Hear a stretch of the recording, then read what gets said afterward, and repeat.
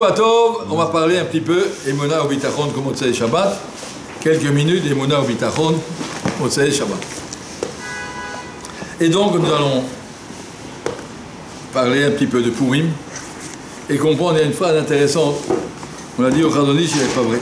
C'est pas vrai. Et après il a réfléchi, le lendemain il a dit non, c'est vrai. J'ai vérifié, c'est vrai. Il a raconté l'histoire. Esther devait se présenter chez le roi. Et elle a dit à Mordechai, c'est un danger de mort. Le roi, il n'aime pas du tout qu'on arrive sans rendez-vous. Et quand quelqu'un arrive sans rendez-vous, il le jette au lion et puis c'est tout. Sauf si par hasard, il lève le sceptre et puis pour le sauver. Mais normalement, donc il a dit, c'est un grand danger, tu me demandes de me mettre en danger de mort. Et il lui a dit, tu es obligé, c'est pour ça que tu as été nommé reine.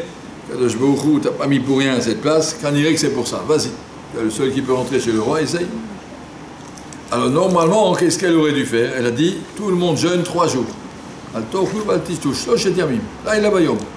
3 jours non-stop, c'est pas 3 fois 24 heures, 3 fois 12 heures. 3 jours de 24 heures, 3 Yom Kippour de suite. Tout le monde. Les hommes, les femmes, tout le monde. Et elle a dit, Gamani benarotai otzumken. Moi aussi, avec mes servants, je vais jeûner. Et ça, c'est le contraire de toute la Ishtadlut. Normalement, quelqu'un qui a jeûné 3 jours, il arrive, je ne sais pas si vous avez déjà vu quelqu'un qui jeûne 3 jours de suite, j'en ai jamais vu. Mais après 1 jour, après 2 jours, on est complètement tremblant, et tout pâle, et tout chanson, on arrive à peine à parler. Pas comme ça qu'elle doit se présenter, elle doit se présenter chez le roi pour lui faire le charme, je ne sais pas, pour qu'il soit madame la reine, ben, comment donc, je vais vous tendre le sceptre. Mais si elle va arriver toute comme ça, le contraire de toute l'Ishtadlut, le contraire de tout ce qu'elle devait faire, si elle doit réfléchir. Qu'est-ce qu'elle aurait dû faire? Elle aurait dû se mettre du rouge à lèvres, je ne sais pas quoi, du vernis sur les doigts, elle va se présenter comme ça, tout, voilà. Et puis non, juste le contraire. 3 jours de Ta'anit, Gamanim Narota. Il ne s'est pas suivi du Ta'anit du clan d'Israël, ça je comprends. On a besoin de beaucoup de filotes. On a besoin de beaucoup de filotes pour pouvoir que ce nez se réalise. Mais pourquoi qu'elle devait jeûner? Et après rentrer, elle a dit Kaili Amazav Tani. Elle voulait vraiment, elle avait toutes les filotes, elle vivait dans la Dvekou, dans la Emouna. Mais pourquoi pas en Ishtadlut pareil? Ça c'est la question sur laquelle le Mashiach Ponovitch a dit, quand on fait une Ishtadlut, elle est présentée au roi, elle est parler au roi, c'est seulement une condition. Je suis convaincu que si ça marche, c'est pas grâce à moi. Parce que si c'est grâce à toi, ça s'appelle Kochi Veotsem Yadi, Asali et Achaï Lazé. La Torah nous dit les limites supérieures de Ishtadlut. On n'a pas le droit de faire une Ishtadlut, n'importe quoi. Si pas sauf, tu diras, si ça a marché, c'est grâce à moi. Un monsieur, il doit ouvrir un magasin, Bakacha, il faut bien nourrir sa famille. Mais si ton magasin marche et que tu es devenu riche, tu dis, c'est grâce à moi parce que je suis compétent et je suis capable et je sais comment on fait, alors il ne fallait pas ouvrir un magasin. Une Ishtadlut, c'est juste un moyen pour couvrir ce qu'Akadosh Baruch Hu a décidé à Rosh Hashanah. Je ne fais rien, je ne change rien, je ne peux rien changer. Un devoir de faire une Ishtadlut, on vit dans un monde où Akadosh Baruch Hu a créé une Ishtadlut, un monde d'Ishtadlut, il nous a dit fais-le, mais pas plus. Et donc, Esther s'est dit, si je vais avec, c'était une femme très belle, elle a gagné le premier prix de concours de beauté, si je vais avec toute ma beauté, j'aurai le sentiment que finalement je vais arriver à le faire sourire et à le tendre le... Non, je ne voulais pas. Je voulais enlever complètement tout côté d'Ishtadlut, que ce ne soit pas mon chélek là-dedans. C'est ça qu'il a raconté ça après au Chazonish, que le Mashiach avait dit ça. Il a dit c'est trop, et après le lendemain il est revenu, il a dit j'ai vérifié, c'est juste, c'est comme ça qu'il faut faire. Ne fais pas une Ishtadlut si tu ne sens pas que tu es capable à la fin de dire c'est pas moi qui ai réussi, c'est que le Shbo qui voulait, de toute façon c'est pas moi. Si quelqu'un se lance dans quelque chose en disant je sens que je vais réussir, ben, ne le fais pas. Il va le faire en disant ça fait partie de ce cachet m'attend de moi, je suis chayav de faire cette Ishtadlut, je vais le faire. Est-ce que ça a marché ou non, comme le Shbo va fixer. Pas de mettre en rapport l'Ishtadlut avec ça. Ça c'est déjà une chose que je voulais dire. C'est une chose très importante, très intéressante. Une deuxième histoire, je vais raconter une autre histoire qui n'a pas rapport avec ça, mais qui est très intéressante aussi pour un juif qui vit avec Emouna. Il y avait un rave qui s'appelait Rav Pinkus. C'est Chrono Livracha, il est niftar par accident de la route, lui et sa femme, quelques jours avant Pessah, il y a environ 10 ans. C'est un grand rave, un grand tzaddik. Et pendant la Shiva, il y a un monsieur qui est venu des États-Unis, il faut que je vienne, le Nachem. Il a dit, je voudrais prendre la parole. Il a dit, je vais vous dire quelque chose. Votre père, la Pinkus, ne m'a pas permis d'en parler dans sa vie. Maintenant qu'il ne vit plus, je peux vous raconter. J'étais à l'aéroport et j'ai rencontré la Pinkus, je ne le connaissais pas. Un Pinchos est venu vers moi, il m'a dit, monsieur, vous avez l'air bien triste. Vous avez vu, un juif assis tout triste. Pinchos lui dit, pourquoi vous êtes triste, monsieur? Vous êtes un juif, qu'est-ce qui arrive?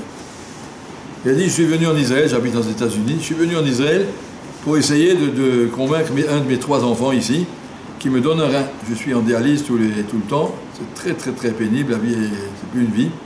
J'ai demandé à mes 3 enfants, quelqu'un, s'il vous plaît, peut me donner un rein, et chacun avait une autre terroute pour refuser. Pas dire qu'ils ne sont pas gentils, en tout cas, je suis très triste, très déçu, très triste. Et Rav Pinchos, Alain Macomb, lui dit, écoutez, monsieur, je ne veux pas que vous soyez triste. Vous allez en Amérique, voici ma carte, vous me téléphonez, et je vais vérifier si je corresponds, je vous le donne. Un inconnu, comme ça. L'autre, il est arrivé en Amérique, il a téléphoné, il est parti à l'hôpital, et ils ont vérifié, effectivement, tu corresponds. Le Rav, il est allé à l'hôpital, il a bien une condition, tu ne racontes jamais à personne. Il a pris le rein, il l'a donné, il a téléphoné à sa femme tout le temps avant. Je suis en train de ramasser l'argent, il est parti pour ramasser l'argent pour son collègue. Beaucoup de travail, et puis bon, je te téléphonerai mes 2-3 prochains jours, je ne sais pas si je pourrais te téléphoner, j'ai plein de travail. Il n'a rien dit. Il est venu à la maison après, il n'a jamais rien dit. Des années, rien dit. Après sa mort, ce monsieur est venu raconter. La question qu'on peut se poser, que tout le monde doit se poser, comment quelqu'un peut arriver à un chesed pareil, une darga de chesed pareil. Mais comment on arrive kamocha, un point pareil? La réponse que je crois, comme ça j'ai déjà vu chez d'autres tzadikim, si Akadosh Baruch Hu me l'a envoyé, c'est pas pour rien.